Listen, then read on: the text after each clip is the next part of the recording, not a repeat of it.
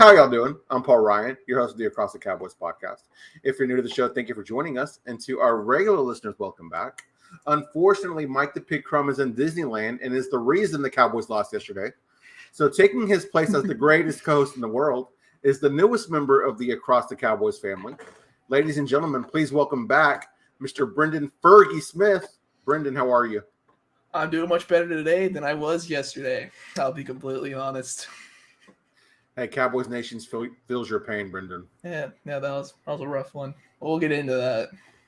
Yes, sir. All right, Brenden, before we do, where can we find you on Twitter? You can find me at Brenden_Smith26. Yes, sir. Guys, I'm Paul Ryan. You can find me on Twitter at Paul_Ryan15. Well, since Mike isn't here, we won't be discussing Meatless Monday this week. Instead, Brenden and I will discuss our game day meals. Brenden, what was your game day meal yesterday? I had meals around the game because I'm too focused on the game to really watch. But I had a sandwich before the game. I had pizza after. It was a sadness pizza. I just wanted to eat my pain away. What kind of pizza and from where?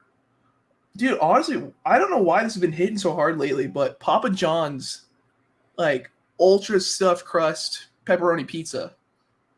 I haven't had the ultra stuffed crust, but Papa John's is underrated. It is. Honestly, I never thought about it. My dad just brought it home one time. I'm like, this is good, man. It's crazy. Yeah, one time I was hanging out with my cousin Cameron. Shout out to Cameron, and we were having a debate. He's like, dude, Papa John's destroys Pizza Hut and Domino's. I'm like, dude, Papa John's is the absolute worst of them all. And he's like, no, you've got to try it hot and fresh. I'm like, dude, it's trash. And I tried it hot and fresh, and I'm like, oh my god, dude, well, I've been missing out. It somehow just hits hard. I don't get it. I'm 20, and this is one of my first times having Papa John's. Their thin crust is elite, man. I haven't had it yet. It's good. I really like their stuffed crust too, though. I need marinara with that, bro. It hits my stomach so hard.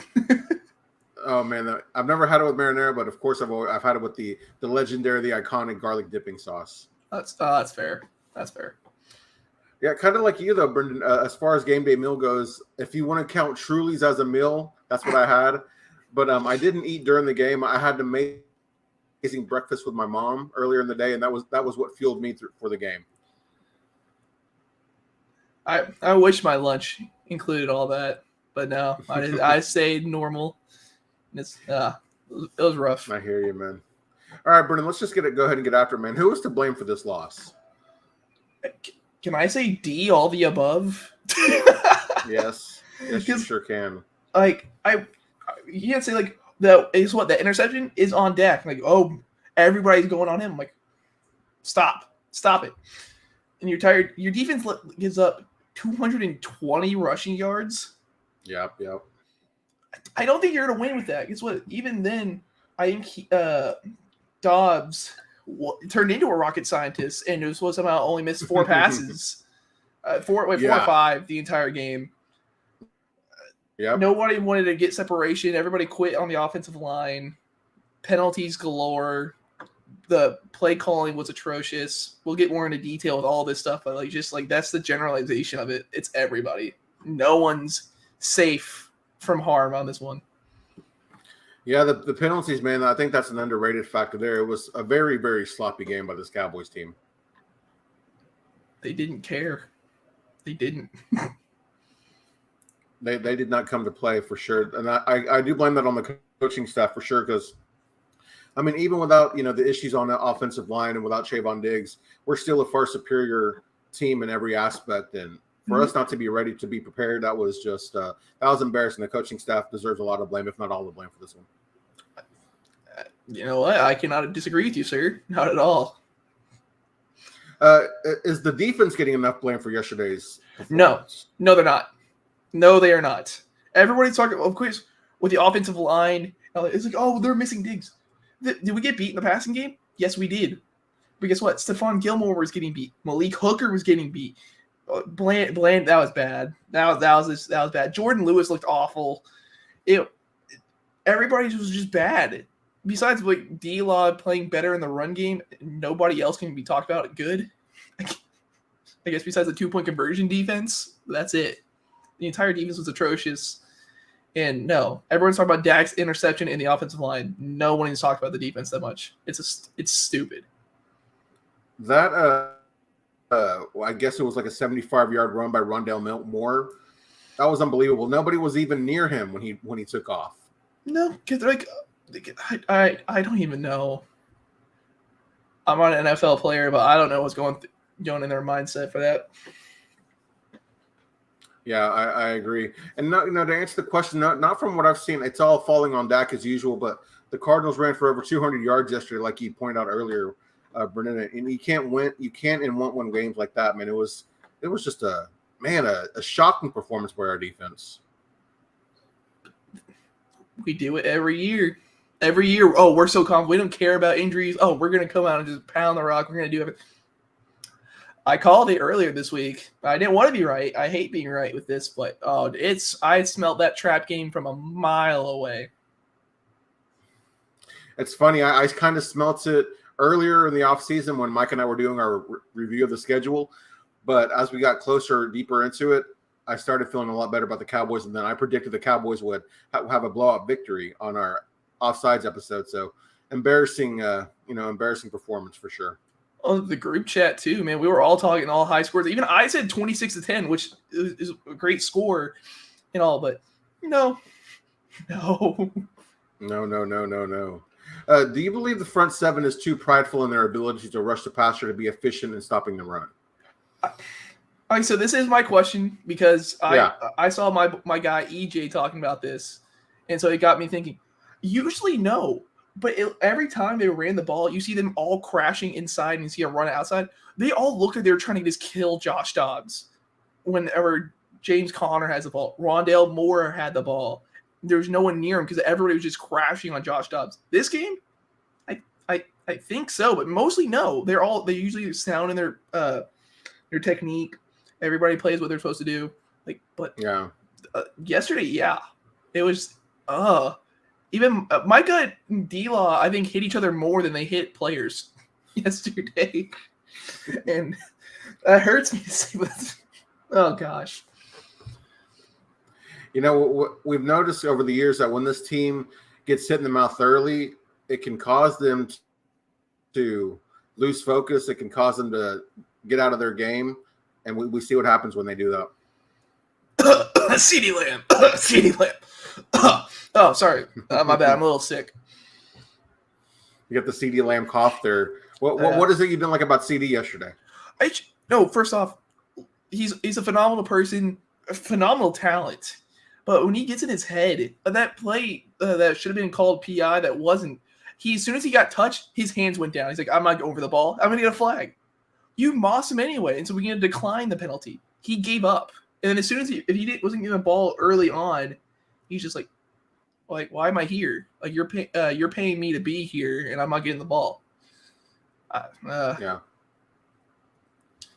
Just it was weird, man, because of all the receivers to have a good game, it was Michael Gallup, but and really just of all the people on the offense to have a good game. Pollard had a good game, over 100 rushing yards, but to see the Gallup be the one who kind of showed up, that was surprising. Yeah, I'll talk more about Gallup in a little bit. All right. One big issue that's been an issue for the first 3 weeks, a lot of questions about it, is the red zone offense. How big of a concern is that for you now? Tremendously. That is where all of our problems have happened. Dallas drives down the field and you're like, okay, cool. This is it. We're going to get some points. We're going to feel better. You're going to get your defense some confidence that your offense can score. Oh, you know what? We're not going to kick the field goal. We're going to go for it on fourth down. You don't get it. Turnover on down. It's basically a turnover. You're like, oh, our defense will get a stop. They did, but it took them a minute. And then you see that last play hurt my soul. When they did the replay, I was pissed. Not at the interception. The interception was awful. That was a bad throw by Dak. Yeah. You had a deep in route by Jake Ferguson. You see Brenden Cooks. 5'10" Brenden Cooks. He's super talented. Come over the middle with three guys there, and you have CeeDee Lamb and Michael Gallup on the right side just not doing anything. They were all running half speed, and Dak had to throw it.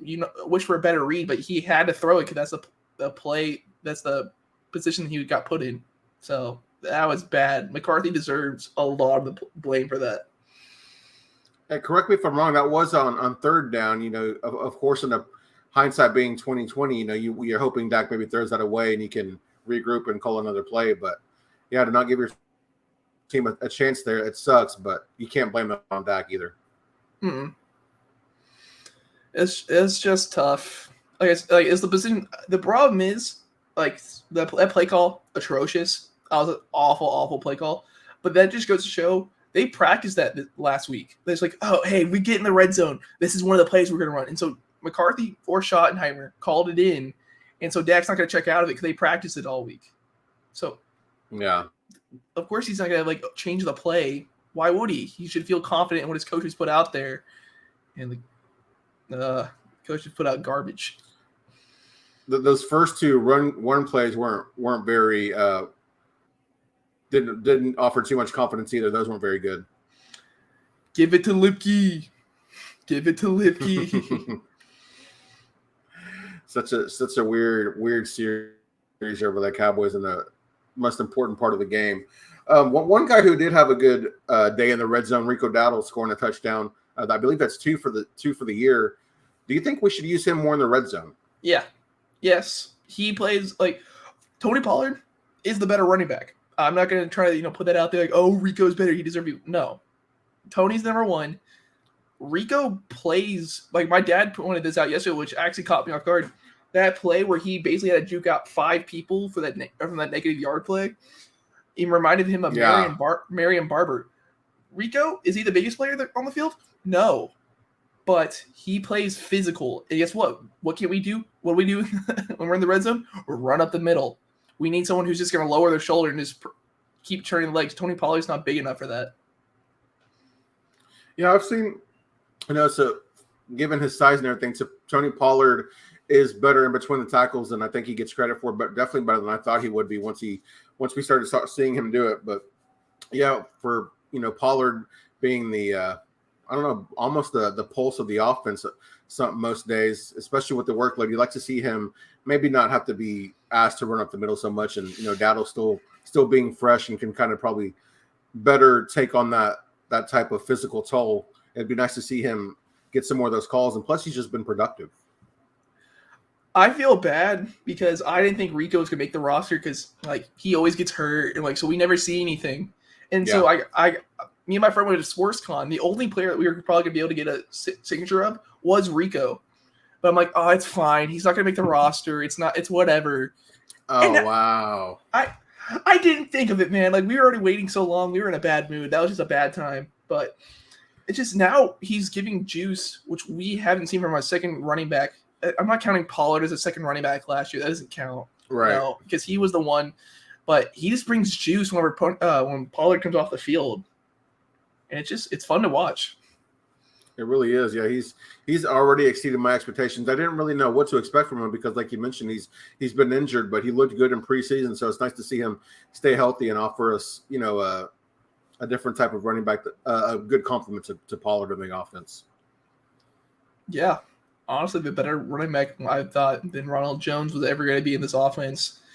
Deuce Vaughn should have gotten some carries yesterday, just get a spark. But I think it's got to be Rico, unless it's it's 3rd and goal from the 8. Then you bring Pollard back in, but Lipke and Dowdle up the middle. That seems pretty nice. Yeah, it does. Oh, we saw the injuries to the offensive line. Of course, Zach Martin, Tyron, and Tyler Biotish, and then of course Trayvon Diggs, being injured earlier in the week, lost for the season. Are you worried that this team won't be able to stay healthy for the entire season? Don't we do this every year? A couple key players out for a significant period of time. Yeah, it's gonna happen. Tyron Smith dressed out, and I guess I know you want to play cautious. Honestly, I'm pissed now. Retrospect after watching the game, but if you're the coaching staff, you see the Cardinals, and you see Tyron's hey, my leg's feeling a little tight. Gone. You sit down. Right. But Chuma Adoga, are you kidding me? At left tackle, the dumpster fire that a guard at tackle is. I see a couple of injuries. It's going to linger. It's always going to happen. Oh, hey, this guy's a scratch on Thursday. And oh, well, he's not playing this week. It happens every year. So, yeah, I am concerned about injuries. for the injuries we did have on the offensive line, I was surprised that we had so much success in the run game, considering the physicality of the Arizona defensive line. Well, it's because we ran it when we need to, but then we ran it so many times early, and then guess what? They're like, oh, we know when you're throwing the ball down, so they just keyed in on those rookies and just bulldozed them. So Dak had nowhere to go. Those 2 run plays Dak had were crazy. I was screaming, I'm like, this is Seattle Dak, that playoff game. Yeah, I like seeing that side of Dak, man. I wish he'd have a few more design runs. We'll talk. I know we'll talk about this in a little bit, but like it's because they're too conservative. They're so conservative, man. For as conservative as our offense was yesterday, Brenden, it was nice to see Michael Gallup have a good day. How much better does Michael Gallup make our offense? It just gives you someone reliable, like to go deep with, because usually, it's so hard to talk about because Michael Gallup showed that he's back. Like I thought he was back against the Giants, even though half his plays were out of bounds. He was getting up there, and he's showing that he's back. He's in those skinny post routes right next to the corner, catching it. You're like, dude, that's nice. And he kept doing it, and which gives you a good vertical threat instead of with CD. But if you're not going to use them, I don't know. It should make your offense better. I'll put it that way. It should make your offense better. I know Gallup's not going to go up against a guy like a Marco Wilson every week, but when you think about what he can do, how he's reliable, like you mentioned, with 50-50 balls, he's going to come down with those. He just opens up so much for guys like Brandon Cooks and CeeDee Lamb. A healthy Gallup, man, I think he can make this offense elite. I completely agree. His connection with Dak Prescott is second to none, honestly. Yeah. I think beforehand it was his connections probably were Schultz, because he just trusted Schultz on like 3rd and 5s or whatever. Schultz, Gallup, and Lamb. Gallup's connection whenever he's out there, Dak is looking his way, because why wouldn't he? Back shoulder fade. It's fun. It's you mentioned Schultz. He was Dak's guy on 3rd down, like you said. But who do you think is this season? I know it's only 3 weeks in, but who do you think Dak trusts the most on 3rd downs when he needs to make a play? It's been CeeDee Lamb. CeeDee Lamb, before the Cardinals game, was the leading receiver on 3rd down receptions. Oh, wow. Okay. Well, that's why I believe it could have changed, and I look stupid to other people when you only comment, but that's what I saw. But why not? Whenever CeeDee Lamb's in his right mind, CeeDee Lamb's dominant. No corner can truly guard him unless there's unless it's double coverage. Yeah, when CeeDee Lamb's tapped in, man, he's borderline unstoppable. Yeah. We're talking a little bit about Gallup, but you look at our other receivers. Well, I feel like this is the second week in a row we've talked about this, but was it concerning that our wide receivers couldn't get open versus this second Arizona secondary? No. First off, hats off to Arizona. It hurts. It pains me to say it. Like, hats off. I now kind of want them to win a couple games so they can't get Caleb. So they can't get Caleb Williams. Yeah, I'm just an awful human being. But they would play. It's also the scheme. Like it shows when the red zone plays. It was Ferguson and I forgot who else, but you see them running into each other. That's what we complained about with Kellen Moore. Those routes, the route combinations were running together. But no, even Gallup wasn't getting separation. Gallup just walled off the corner. So, yeah, no, separation. We're going right back to where we were, but with better talent than last year. So it's so much fun. I don't know. It seemed like at week 1 against the Giants, our receivers were getting open, and even week 2 against the Jets, that CeeDee Lamb was open more often than not. So it seems like our other guys aren't getting open more so that I'd like to. But it happens every year, though. It's every year. You're number one. Like when Dez was healthy, he was getting separation. He was doing all the. Cole Beasley had some separation, but then you had Terrence Williams, who did jack nothing unless he somehow burned someone downfield. That's all he did. So it's just it happens. I think Gallup, if he stays healthy, which I pray to God, he's so much fun to watch. if he can, I don't think it matters separation for him. But for a player like Cooks and Tolbert, you got to get open. Like, you got to get at least a yard or two of separation. Like, come on. That's what your job is. You're supposed to be speedy. Yeah, that's true. Very true. Why do you think it is we didn't take many shots downfield yesterday? You can say the offensive line, but wait, let me pull up a tweet. People, I read about Connor Livers, like Livesay or whatever. I'm sorry, Lively. That's how you say his name. That's with the A at the end. Oh, dude, I'm so sorry for butchering. Okay, never mind. I'm confused. I'm confused with a different Connor. Then sorry. Oh, well, his at is at Connor NFL Draft. So yeah. So he was talking about how even whenever McCarthy was Rodgers' quarterback, he was 26th in the league in pass yards attempts. So Mike McCarthy doesn't like throwing it deep. He likes methodical plays. Unless he played Dallas, then he somehow beat us over top every time. But that's whatever. But there's that, the offensive line. But you don't have any plays besides like 2 or 3 that I saw that you're actually like trying to throw downfield. And Lamb was double covered half the time in those. So for me, it's scheme. Yeah, that's what on 105.3 The Fan, I imagine you're familiar with that station, Brenden. Mm-hmm. But Bobby Belt, he was saying all offseason how this offense is, it's going to be receivers getting open. However, don't expect to see a lot of shots down the field because that's not what this offense is. You have CeeDee Lamb, Brandon Cooks, who's a speedster, and Michael Gallup, who's a 50-50 guy. And no, we're not going to throw it downfield. Makes sense. And what's funny, though, is that in those years in Green Bay when they had Jordy Nelson, Randall Cobb, and Devontae Adams, I mean, there was at least 1 or 2 years where at least 2 of the 3 guys had 1,000-yard seasons, and they were like a downfield type offense. I don't know if that was maybe more so Rodgers than McCarthy's offense, but it was strange that we're just not seeing any opportunities to go downfield. Mainly with the talent that Arizona had at corner. You see that one chunk play CeeDee Lamb got. He says, what? You throw to your best receiver? That's what happens. You get him in the game. He gets locked in. Gallup should have been DPI called in the end zone. Yeah. But he was mossing him if his corner helmet wasn't in his chest. Mm-hmm. Gallup was murdering him. Besides some plays that, Gallup got murdered because you're not going to win every play. But you had opportunities. Yeah, you really did. Does Dallas win this game with Zach Martin, Tyler Biadasz, and Tyron playing? Yes, they do. Not convincingly. No. It's still a shootout, but I say you win by at least a touchdown. Yeah, I think we do as well. Our offense would have had time to make more, hopefully take more shots downfield, or at least Dak being able to see the field better. And our offensive game plan, I feel like, is totally different with those guys playing. Yeah, I'll say this. I said this on Twitter during the game, and I'll say it again. I don't know if it's a Chinese football league, but if we can send Chuma Udoka there to play left tackle, I'm all for it.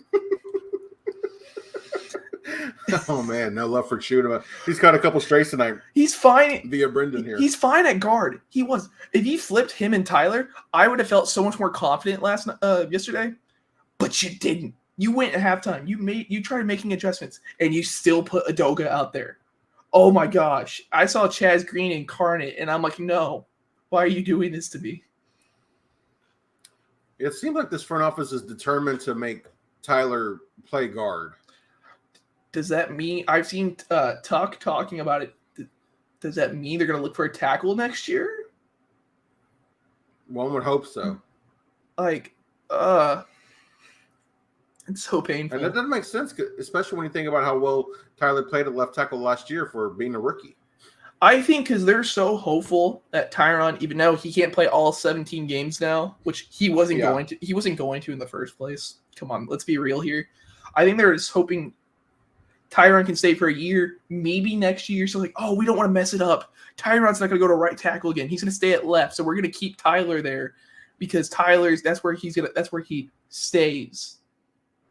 No, he should have been at left tackle the entire game. Agreed. All right, here we have a listener question. Shout out to my guy, Matt Prescott. He sent this not too long after the Trayvon Diggs injury. but he asks, can Dallas win a Super Bowl without Trayvon Diggs? That's tough to talk about after the atrocity that we all had to endure Sunday. I still think they can. I think, of course, in Dan Quinn we trust. I know it was awful. He deserves some blame. I still believe in the man. I'm not going to burn down anything after that game. I can be pissed, but I'm not going to burn anything down. I think he'll make adjustments. I think Bland has had not many opportunities on the outside. He'll learn. Yeah. And so hopefully this is just a wake-up call. Dan Quinn's like, oh, I don't need to run base coverages. I'm going to go back to what I do and just be the mastermind behind everything. This defense can. But after yesterday, it's hard to talk about. Yeah, recency bias would suggest that we can't make it to the Super Bowl without Diggs. But as good and important as Diggs is, Brenden, our offense is strong enough and has the depth. Our defense is strong enough and has the depth to win a Super Bowl even without Diggs. Completely agree, Paul. Completely agree. All right, Brenden, who's your player of the game? I'm just because I'm not talking about the Cardinals. I can't. You can say so many names for them, and you can be like, yes. I'm gonna go with Gallup. Oh, okay.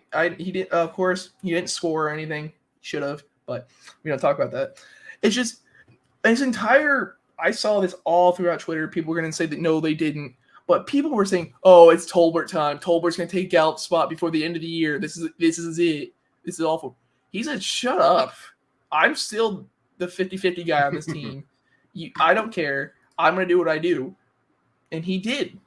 He had some plays in the run game where he's blocking awful. He had some plays where he all of them jogged, but that's the entire offense. But whenever he needed, whenever he had the opportunity, he had 93 yards. He had 93 yards with Brandon Cook still out there, with CeeDee Lamb still out there, and he's the one who had 93 yards. That I needed that in my life to get a little bit hyped back. Sir.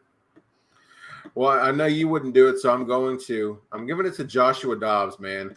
He had only 4 incompletions, 55 rushing yards, 0 turnovers, and in only his 3rd NFL start, Dobbs won a big game, man, the biggest game of his career. He almost beat us last year. He almost beat us last year. The Titans. It's crazy. All right, Brenden, who's your player spotlight of the week? Okay, so I already said Gallup. It's so tough. I guess I'm just gonna have to go Rico. Okay, I like that. Rico, or you can go Brandon Aubrey. Brandon Aubrey's been the guy.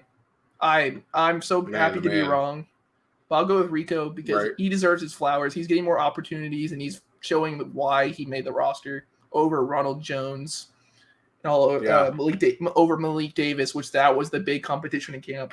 But it's not much to talk about. But Rico had some splash plays. Yeah, he did. For me, I'm going with your guy, Michael Gallup. It was nice to see Gallup have a good game. He needed it, and the offense can get to another level with Gallup being involved. So, I'm glad that he got that first big game out of the way. Hopefully we can see more of Gallup in the future. When's the last time we saw him anywhere near 100 yards? When's the last, 2019? Man. 2019? Too long, man. Yeah. All right, Brenden, after 3 weeks, which NFL teams concern you the most? We're going to pick one from the NFC and one from the AFC. One from the AFC. Brenden, give us your NFC team. Oh, it's the Vikings. It's the Vikings. Are you joking? They have Justin Jefferson.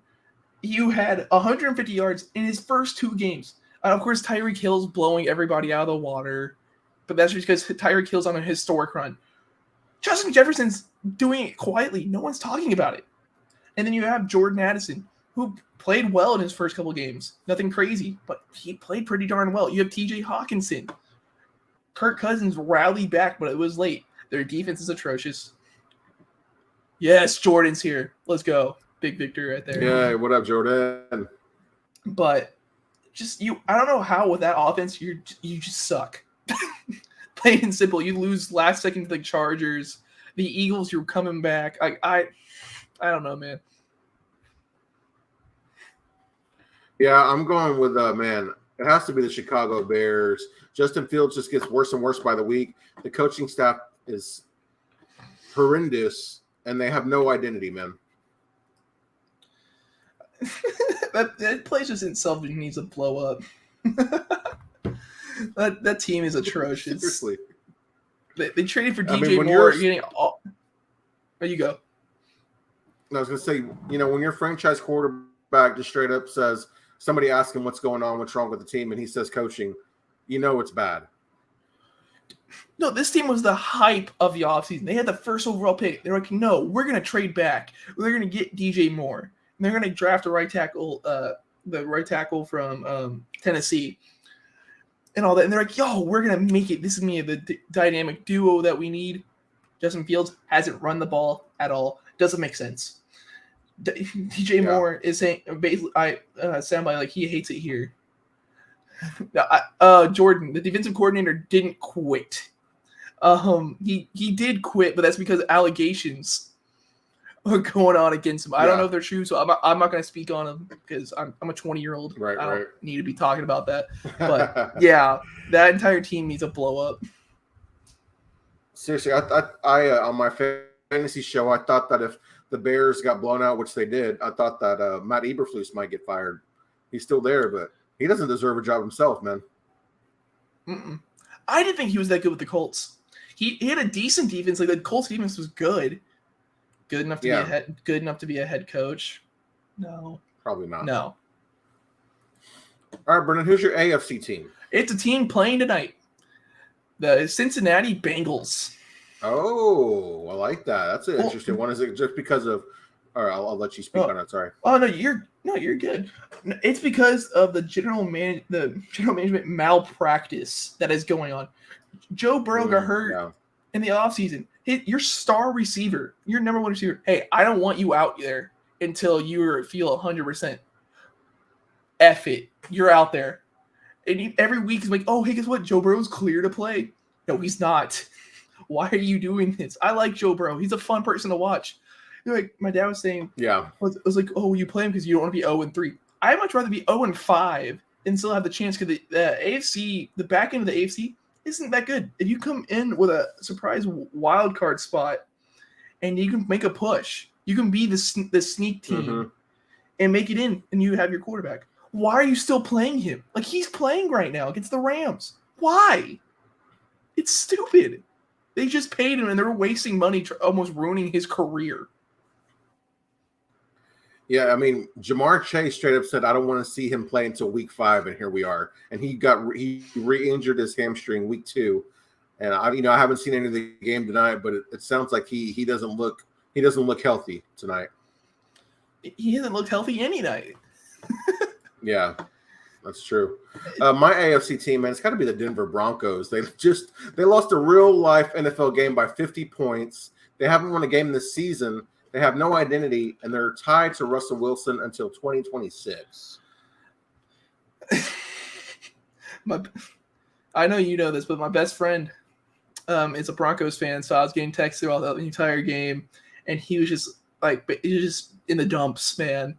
I'm sorry, Cooper. Man. I'm so sorry. The problem is, guess what? Russ doesn't even look that bad. It's just this defense has gave up 10 touchdowns. That's insane, dude. And guess what? Absolutely insane. Vance Joseph still has a job. I don't know how you still have a job. But yeah, I heard all about it. Yeah, how bad is that? Is their defense? I'm sure, like most quarterbacks, Russell's getting a lot of the blame, but it didn't seem like the offense had looked very good either. Of course, Miami Dolphins are going to be a juggernaut this year too if Tua can stay healthy. Because if he keeps this up, it's MVP easily. Like, I don't think there's any question about it, which is nuts. But Broncos defense is injury. They have no DBs because Justin Simmons is out for their starting free safety, and they have Pat Surtain, who had 96 yards and a touchdown against Tyreek Hill, so he didn't even play good, and their defense is just bad. Their vaunted Denver defense has fallen down so much. For him to give up less than 100 yards to Tyreek, I'll take that as a victory for Patrick Surtain, man. That's so sad. I mean, that's just how good Tyreek and that offense are, dude. You know what I mean? Dude, if I see Jalen Waddle or Tyreek Hill against Deron Bland Christmas Eve, if they ruin my Christmas, I don't think you'll be able to see me on the show for a little bit. Hey, Christmas Eve is Mike's birthday, man. So I know he feels the exact way you do. Oh no! Oh no! That's gonna be a crazy, crazy game, man. Can we go live with Mike, please? Absolutely. If Mike's down, we should do that. I think that'd be fun. Dude, birthday live stream. Hey, I'm all for it, man. Look at these ideas. So here's the point where we are at Mike's view from the sideline. Of course, Mike isn't here tonight, so instead we're going to do Brendan's breakdown. I'm curious to hear your response to this one, Brendan. But give us a breakdown on what is Micah Parsons' weakness. See, it's still making me puzzled. When I read the script, to be honest, first off, he doesn't have much of a weakness because he's just superhuman. He really doesn't. This is one bad game. One bad game. He still has a sack, so he has 4 sacks in 3 games. Phenomenal. Yeah. So I can't talk much. I guess what I was talking about, the major of the defensive line was just the aggressiveness. They were all trying to shoot against stuff. Like, see, this isn't me talking about Micah in general. This is me talking about the defensive line because Micah is just too good. Right. But you had him playing a 3-tech at one point on the scheme, which I don't know what's going on there. But I guess the only thing bad you can say about Micah is he gets ahead of himself. Where if he got hit so many times just by D-Law himself, and he wasn't coming off the field. Guess what? If it's a 2nd and 8, you can come off the field for a minute. I know you hate it. Like, we saw him complain about the preseason games on Hard Knocks, which is awesome. I love seeing that he wants to be out there. Yeah. But give it a rest for a minute. Dude, you are our defense. Diggs gone. Like, you are the soul, face, everything of this defense. If you get hurt, I don't even want to think about it. That's like a nightmare before Christmas type stuff right there. I'm not even thinking about that crap. Yeah, don't even put that in the air, man. That's the nightmare before Christmas right there, sir. Yeah, so it's just him just putting himself out there too much, I guess. But Micah's superhuman. We'll come back. We'll have a better defense, and he's going to dominate it again, and we're not even going to think about it. So I'm not going to say anything bad about it. It's just the ultra aggressiveness, I guess. But other than that, Micah, go win yourself Defensive Player of the Year with TJ Watt. His weakness is he cares too much. Like, when you talk about maybe one of the best players in the league, it's hard to say, like, what are you talking about, like, Mahomes? They lost against the Lions, like, he's too aggressive. Like, it'd be him throwing downfield. He's too aggressive. Like, that's it. That's it. They probably try to blame it on his wife.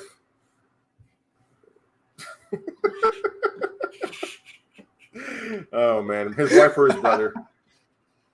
Okay, that's kind of easy. That's like low-hanging fruit. Yeah, for sure. All right, here we are. True or false? Brenden, true or false? Pepperoni is the best pizza topping. Oh, easy. Come on. Even if you're picky, unless some people who only eat cheese, which I'm like, you need some variety in there. Everybody can complain on pizza with pepperoni, man. It's so good. You even get all meat pizza. You want pepperoni on there as one of them. It's so good. For sure. I ate it for lunch. Yeah, I legit ate it for lunch. Yeah, I mean, in pepperoni, it's more often than not, like you said, most people like it, and it's a versatile topping, and it goes with a lot of different things. Of course, we talk about this when Mike's gone. Right. I don't think he would agree with that, honestly. He'll say something like bougie topping, and we're like, oh, okay. I don't feel like you'd be like a mushroom type of guy. Yeah, you mentioned that you got pizza yesterday. What was I assume pepperoni was on that? Oh, you're dang right it was. Come on, perfect topping, perfect. What is your go-to pizza? I'm still a picky eater, but I really was for a long time. So I used to only eat pepperoni pizza if we had pizza. My dad got me to do like these like multi-meat pizzas, We go to like a place called like Pie 5, and we'll get everything on it. We'll just go to every pizza place. I mean, you see an all meat pizza, you're going there because you get like bacon, you'll get pepperoni, you'll see sausage. It's heaven. It's great. I sound really fat right now. Meat lover. I'll own it. Mm-hmm. Meat lover is, I think, one that's really popular with most people as well. Oh, okay, Jordan. I haven't had a barbecue pizza in years. I won't lie, Jordan. I'm not really. I've only had one or two good barbecue chicken pizzas. When they're good, they're really good, but more often than not, they're not very good. But I like your pick, man. The only time I had a barbecue pizza is I was younger. I thought it was just a cheese pizza. I couldn't see anything under it, so I took a bite and barbecue sauce just blew up. I'm like, what the hell is this? I just looked at my dad. I'm like, why? Why is this a thing? Interesting surprise there. All right, Brenden, here we are with one word. The Cowboys' loss to the Cardinals was blank. Since I was talking about it all week, obvious. It hurts me. I like that, man. It hurts me on Sunday. Like every week, I'll talk about maybe the Dallas loses, but on Sunday or Monday or Thursday, whenever they play, I'm in my mind we're winning. Yeah. Like, these injuries going on. Micah was talking about playing tight end. I'm like, oh no, we're thinking about doing some real sketchy crap right here, aren't we? I'm like, oh, and then we go out there, we don't see anything, and we just play down to competition like we do every year. So yeah, obvious. For me, this might be surprising, but I feel like it was necessary. You know, the first two games were really blowout teams. We're feeling on top of the world. I think this loss was necessary just so that we could regroup, figure out really what our weakness is, fix it. And it's early in the season, so I'm glad that it happened now as opposed to later when maybe we're really fighting for a division when those losses really count. So I thought this loss was necessary. No, I saw that. No, that's when you look at that too. Yeah, that's just a punch to the gut. That's what that game was. Yeah. I mean, you could say necessary, humiliating, humbling, whatever you want to say, but I'm glad that we got a bad loss out of the way, honestly. Yeah, and we'll let ESPN and everybody just go run wild for a little while, and then we'll somehow get to 10 to 12 wins again, and then I'm like, oh, well, they snuck in or whatever. Shut up. But yeah, no, I completely agree. They'll be making some money off of that game for a couple of weeks. Brenden, we know that. No, we should have known we were going to lose when Stephen A. started talking nice about us a little bit. Come on. Right. Yeah. Something ain't right there. Good point. So, Brenden, I know you're a car guy. Top 5's topics night is kind of themed around that. We're going to do our top 5 favorite cars. And that can be a car from a TV show, a movie, a video game, any fictional or real life car. Brenden, I'm curious to hear your list. I wonder your list. I wonder how fictional or nonfiction your list is going to be. So start us off with your number 5 favorite car. Honestly, I waited to see your list because I wanted to make sure. I'm like, I didn't want to go. Oh wow, okay. Well, because I didn't want to go like all like literal cars, and they're like, oh, gotcha. Like Star Wars or whatever. I'm like, oh, I don't want to go. I'm like, oh, but no. First one, the Trans Am from Smokey and the Bandit. Oh, okay. Dude, very cool. With the roof off, him gunning it in there. Come on, that's iconic. It is completely iconic. Everybody knows that if you get a Trans Am, you're getting the emblem on your hood, and you're feeling like a badass. True. All right, my number 5 car. I'm sure you'll appreciate this one. It sounds like you already looked at the list, Brenden, but the DeLorean from Back to the Future, man, the DeLorean time car. Who wouldn't want to go back in time? Who wouldn't want to go forward in time? The fact that you can do that with your car, that's just pretty freaking cool. Or to send your dog to the future. You could do that too. Man, that's a scary thought for sure. No, I saw that and I'm like, I know unless it's like something like really, because like we'll have one that's similar on here. Actually, it might be the same. Yeah. I don't know which one you'll choose, but I just want to make sure you go a little bit different. But no, I love the DeLorean. That's such a cool car. Yes, sir. All right, Brenden, number 4 on my list. I mean, this is a classic car. The Batmobile. Which one? Okay, so I had a feeling, at first I'm like, just the Batmobile, but I know they're all different. If I had to pick one, maybe this is the nostalgia in me. I probably picked the one from the Tim Burton movies, the Tim Burton Batman movies, just because they're kind of fun. They're not really about action or serious or more kind of fun, but they're still what's the word I'm looking for? Like they're still useful, if you will. Dude, that's a great pick. When I thought about the Batmobile, I didn't even think about Tim Burton there for a little bit. Because my mind only went to one. And I guess I'm going to jump the list a little bit just by one, just because I want to keep it up with you. I went with the Tumbler, the Batmobile from the Christian Bale Batman movies. This is for my that one. This is for my guy Shane, because this is all me and him talk about on Twitter. It's Batman. But dude, oh really? Okay. It's a tank. It's a literal tank that Christian Bale just breaks down buildings, driving everywhere. And guess what? It has this motorcycle inside. So guess what? If it's breaking too much, it turns into one wheel and he guns it. Like it's such an awesome, iconic vehicle in movie history. It's such a badass. Absolutely. Yeah, it really is. What are your thoughts on the Christian Bale Batman, just the series, the movie series? I loved it. I loved every single minute of it. It was my favorite. It still is my favorite superhero movie. Like trilogy. Let me fix that. Trilogy. I love Deadpool, but they're so good. The Dark Knight is phenomenal. Yeah, that's like in my top at least 10 favorite movies of all time. The Dark Knight. It's so good. Incredible. Okay, Brenden, what is number 4 on your list? I'm gonna keep pushing this until you play it. It is the Warthog from Halo. Ah, okay, I like that, man. Dude, you're gonna play it, and you know what? We're gonna live stream it. I'm gonna find a way. We're gonna do that, and this is gonna go down. But so, of course, from people who don't know Halo, it's a futuristic game, but this Warthog is basically a vehicle that you'll see go off-roading all the time. It's the main military vehicle for the UNSC in Halo. It'll have a turret on the background. It's called a Gauss cannon, so it just shoots a laser and blows shit up. And then it'll have a thing where all the rockets lock onto something and you just blow everything up. Warthog, it's so much fun. Also, I love off-roading too much, so that vehicle would just be perfect. And I can just yes, sir, destroy aliens. Very, very cool. Yeah.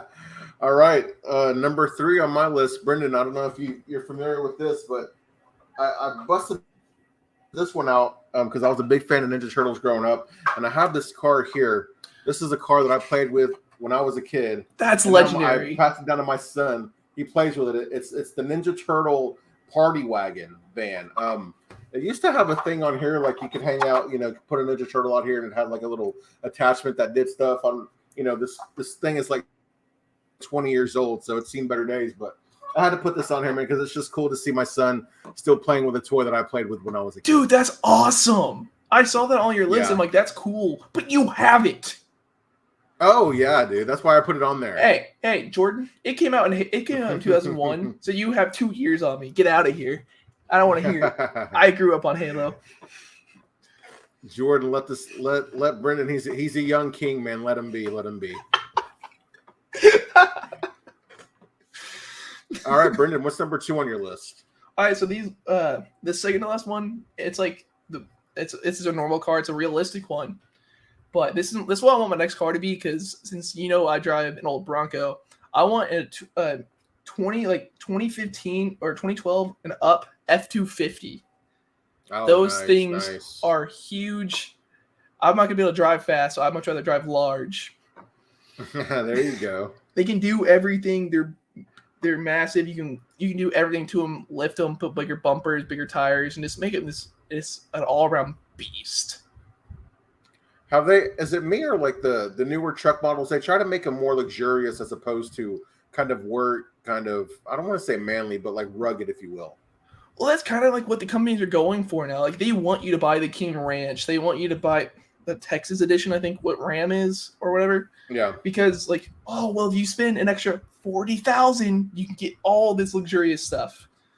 I don't know if that's a price. I just pulled that out of my But Right. But seriously, 40K, it's just like, that's like another car, bro. it is another car. We Yeah. bought mine for $7,000. Man, dude, drive that thing till the wheels fall off, my friend. Dude, that's what I want. That's what I've been trying to push for. I've been getting a lot of pushback from my family. They're gonna be watching this. I want one. I'm not speaking this into existence. Please help. There you go, man. Put it on your dream board, Brenden. I will. Okay, number two on my list.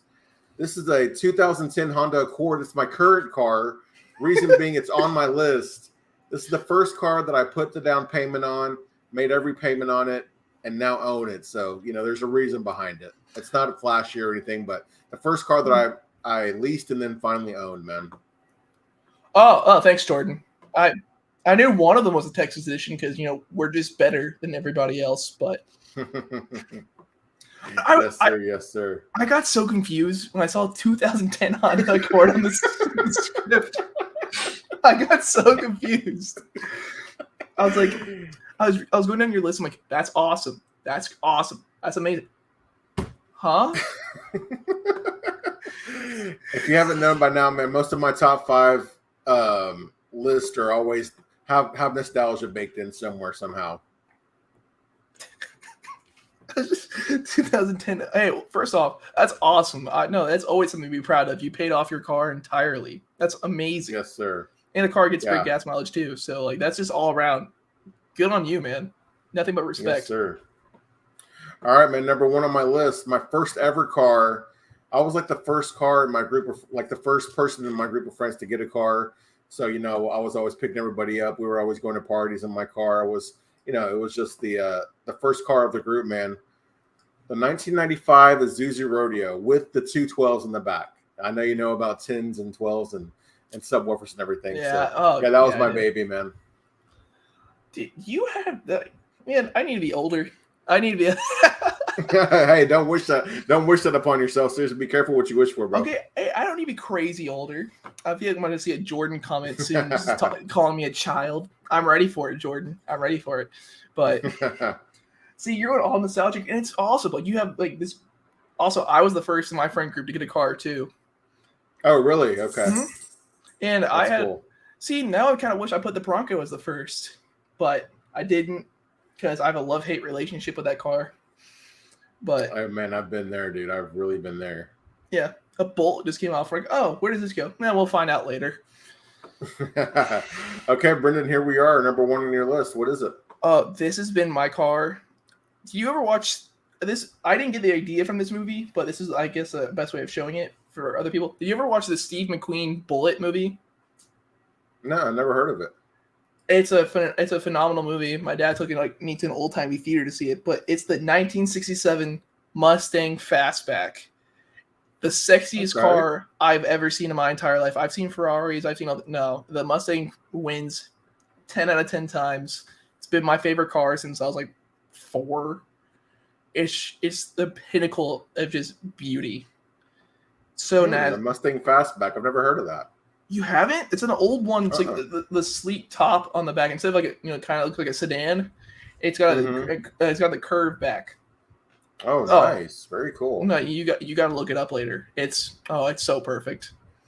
You put You put a Coyote engine in it, and you just go. It's phenomenal. What is a Coyote engine? It is the engine they put in most new Mustangs. Oh, okay.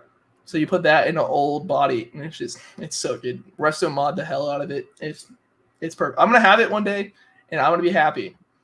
But that's ultimate dream board. The F-250 is like maybe in a couple years that'd be cool. Mustang, that's me like unless I buy one for cheap and I build it myself, that's gonna be years down the road. I got you. So it sounds like you got a couple of dream cars, man. Yeah.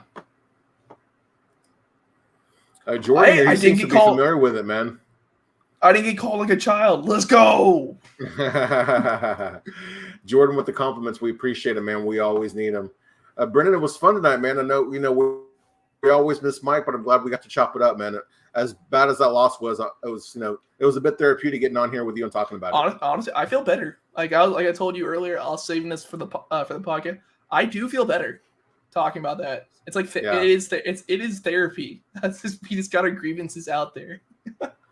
Yes, sir. Yes, sir. Well, hopefully, week 4 will bring different results. We got the matchup with the New England Patriots coming up, man. So that'll be interesting because that's a team, man, that has a tough defense that could give us problems in the run game as well. But I'd like to think that we'll be a little bit better prepared for that team. I swear to God, if Zeke actually has a revenge game, I'm gonna be upset. He's starting to look good, dude. He had a couple of 10-plus yard runs, I guess what you'd call explosive plays yesterday. For the Patriots, so he might be giving Ramondre a run for his money. It sounds like. I hope this is going to be like of course, we'll talk more about this Friday with our offsides, but hopefully it's kind of like the Emmitt Smith return game. Like the Cardinals are coming in and Dallas just smashed him in the mouth. So that's what I'm hopeful for. But who knows? After we giving up 220 yards, I'm terrified. Yes, sir. Jordan, man, hey, we always appreciate you, dude. We love that you tune in every week, man. It really means a lot. I can't express how much that means. It's so much fun to seeing Jordan be able to talk with him. It's so much fun. Yes, sir. Yes, sir. Well, Brenden, man, as always, I enjoyed our discussion tonight. Before we get you out of here, remind the people they can find you on Twitter. You can find me at Brenden_Smith26. Guys, I'm Paul Ryan. You can find me on Twitter at Paul_Ryan15.